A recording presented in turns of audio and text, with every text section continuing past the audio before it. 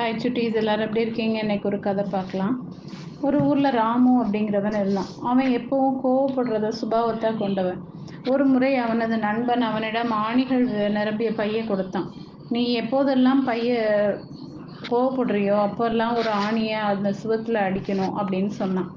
ராமுவும் அப்படியே செஞ்சுட்டு வந்தான். முதல் நாள் அவன் 35 ஆணிகளை அடித்தான்.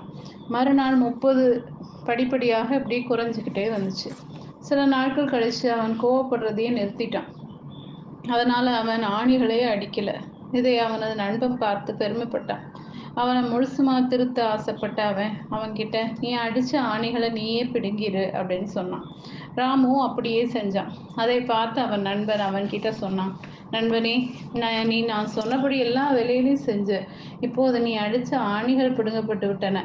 ஆனா அந்த ஆணி அடித்த இடங்கள்ல உள்ள ஓட்டையை பார். இந்த சுவர் முன்னால் இருந்த மாதிரி இல்லை.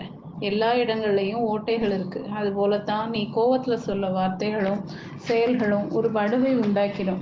நீ என்னதான் உன் செயல்களுக்கு மன்னிப்பு கேட்டாலும் அந்த வடு மாறாது, மறையாது.